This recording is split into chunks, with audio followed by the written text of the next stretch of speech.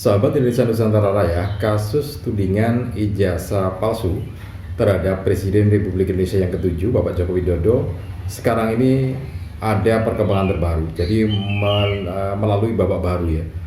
Berkas dari 3 tersangka yaitu Roy Suryo, kemudian Rismon Sianipar dan juga Dr. Tifa sudah diserahkan pihak kepolisian Polda Metro Jaya ke kejaksaan ya.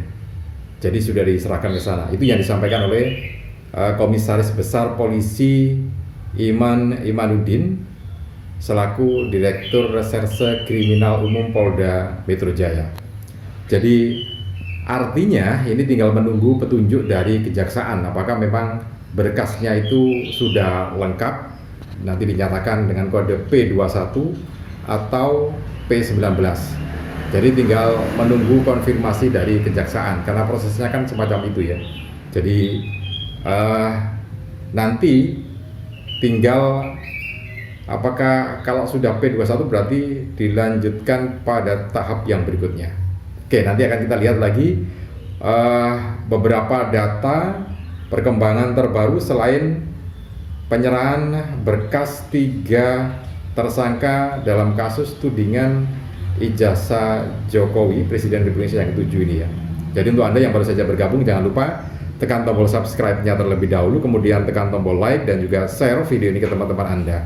Siapa tahu teman-teman Anda juga sedang menunggu informasi terkait dengan kasus tudingan ijazah Presiden Republik Indonesia yang ketujuh, Bapak Joko Widodo, yang dituding sebagai ijazah palsu oleh 8 orang ini ya. Dan nanti akan kita lihat bagaimana perkembangan selanjutnya. Oh iya, jangan lupa tekan tombol loncengnya juga ya. Jadi supaya nanti kalau kita update terbaru terkait kasus ini dan juga perkembangan bangsa, Anda akan mendapatkan notifikasi yang pertama. Baik, kita lanjutkan lagi ya.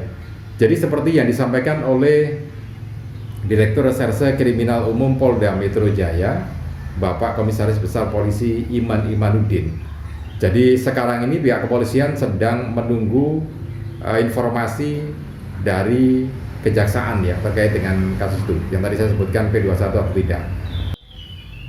Artinya kalau sudah P21 berarti nanti akan ditindaklanjuti ke tahap yang berikutnya.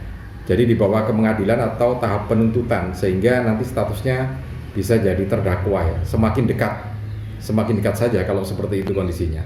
Nah, itu yang terjadi saat ini ya. Di sisi lain Polda Metro Jaya melalui Direktur Reserse Kriminal Umum ini juga menyampaikan itu kan kemarin ada 8 tersangka ya.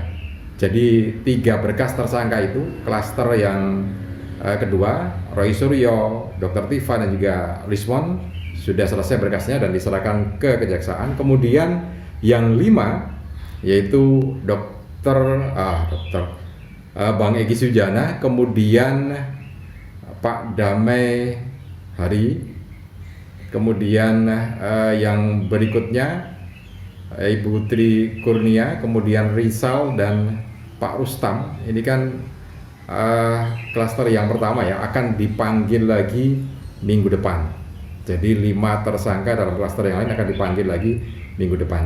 Nah, tapi dari 5 tersangka yang rencananya akan dipanggil Polda Metro Jaya minggu depan ini, 2 diantaranya yaitu Bang Egy Sujana dan Pak Damai Hari Lubis ini sudah melakukan atau mengajukan restoratif justice.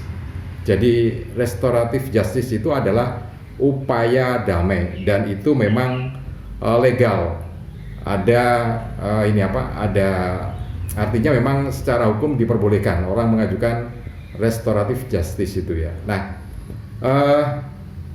seperti yang diinformasikan beberapa media, mereka yang melaporkan 8 orang ini ya, kemudian 5 orang tersangka ini dipanggil untuk diinformasikan oleh Polda Metro Jaya bahwa ada 2 orang yang dilaporkan itu yang sekarang jadi tersangka itu, Bang Egy Sujana dan Pak Damai Hari Rusli itu mengajukan restoratif justice. Artinya mereka akan dimediasi oleh Polda Metro Jaya untuk apakah memang akan diterima restoratif justice-nya itu atau ditolak.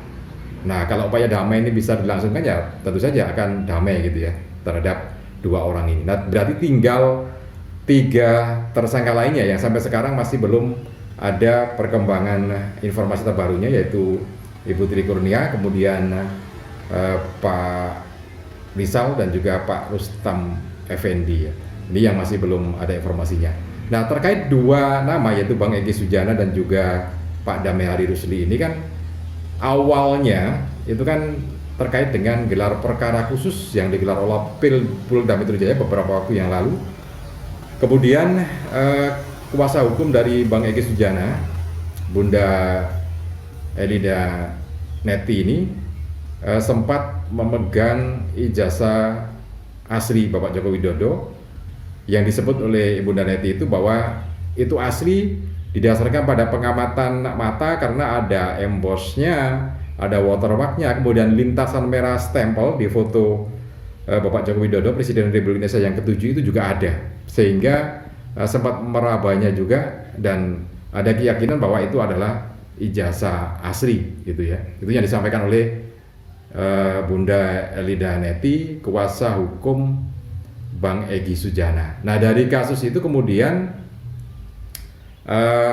beberapa waktu yang lalu kita juga pernah buat videonya bahwa Bang Egy Sujana itu sempat menyampaikan dan meminta Bapak Presiden Joko Widodo untuk menunjukkan ijazah aslinya. Kalau memang ada, maka Bang Egy Sujana ini akan bersedia minta maaf ya. Dan ternyata setelah kasus atau setelah gelar perkara itu, kemudian pernyataan dari kuasa hukumnya Ibunda Elida Neti ini yang menyatakan ijazahnya asli, kemudian beberapa hari yang lalu ya, hari Kamis itu Bang Egy Sujana dengan Pak Damehari Lubis ini juga sempat menyampaikan atau berkunjung ke rumah kediaman Bapak Presiden Republik Indonesia yang ke-7 ya, Pak Joko Widodo di Solo. Jadi sempat bertemu, meskipun kita tidak tahu apa agenda pertemuan itu, tetapi secara umum dulu memang Bang Egy Sujana ini sempat diundang oleh Bapak Joko Widodo tapi belum sempat datang ya. Nah, baru kemarin itu hari Kamis yang lalu itu Bapak Bang Egy Sujana dan Pak Damehari Lubis datang ke kediaman Bapak Joko Widodo beberapa waktu yang lalu ya. Dan itu juga didampingi oleh kuasa hukumnya, kemudian juga didampingi oleh pendukung Bapak Joko Widodo ya. Jadi sempat atau sudah terjadi pertemuan itu. Nah, sementara di sisi lain ada yang menarik, ternyata Roy Suryo juga melaporkan orang-orang yang mendukung Joko Widodo. Ini yang agak aneh gitu ya. Kok bisa seperti itu gitu ya? Jadi dia dilaporkan gitu ya. Jadi terkait dengan perkembangannya ini, di sisi lain juga Roy Suryo melaporkan 7 orang pendukung Joko Widodo dalam 2 klaster gitu ya. Main klaster-klasteran seperti Roy Suryo diklasterkan. Jadi ada klaster pertama, kemudian juga ada klaster kedua. Ada yang menuduh Roy Suryo terkait dengan ijazah Roy Suryo yang disebutkan palsu, katanya Roy Suryo begitu ya. Kemudian ada yang menuduh atau klaster yang berikutnya adalah korupsi di Hambalang. Jadi Roy Suryo dituduh korupsi di Hambalang. Nah, teman-teman, perkembangan kasus yang lainnya yang ada di media sosial terkait dengan isu ijazah palsu Presiden Republik Indonesia yang ke-7 Bapak Joko Widodo. Ini diantaranya ada akun-akun yang tidak bertanggung jawab gitu ya. Artinya beritanya tidak bisa dipertanggungjawabkan gitu ya. Jadi seperti yang ada di sebelah ini, jadi ada salah satu akun di salah satu media sosial yang menyebutkan bahwa pengadilan Solo sudah memutuskan bahwa ijazah Bapak Presiden Republik Indonesia yang ke-7 Bapak Joko Widodo adalah ijazah palsu gitu ya. Nah, tapi ternyata ini adalah hoax ya. Jadi kalau Anda melihat di media sosial apapun itu, apakah di akun X, kemudian juga di Facebook ataupun di media sosial yang lainnya tentang keputusan pengadilan Solo dalam CLS itu yang menyebutkan bahwa ijazah Presiden Republik Indonesia Bapak Joko Widodo adalah palsu gitu ya. Itu adalah berita hoax Karena sampai saat ini Pengadilan Solo belum memutuskan, belum mengambil keputusan apapun terkait dengan Citizen Lawsuit atau CLS ini. Dalam pengadilan CLS itu tentang ijazah Bapak Presiden Republik Indonesia yang ke-7. Jadi belum ada keputusannya, karena itu ini adalah hoax, informasi yang palsu. Jadi jangan percaya gitu ya. Banyak sekali yang sudah berbagi informasi semacam itu. Oke, ini informasi-informasi yang terbaru, perkembangan terbaru terkait dengan isu ijazah Bapak Presiden Republik Indonesia yang ke-7, Bapak Joko Widodo ya.